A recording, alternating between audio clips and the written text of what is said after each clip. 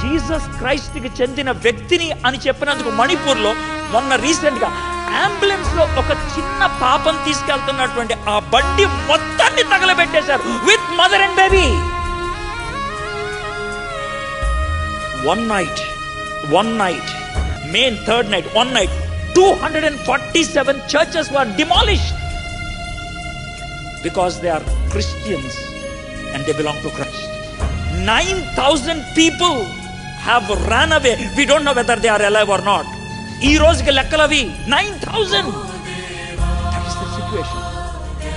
They are living like that. Why? Christianity is hated all over the world. Christ is hated all over the world. The days have come. I don't know what you're thinking.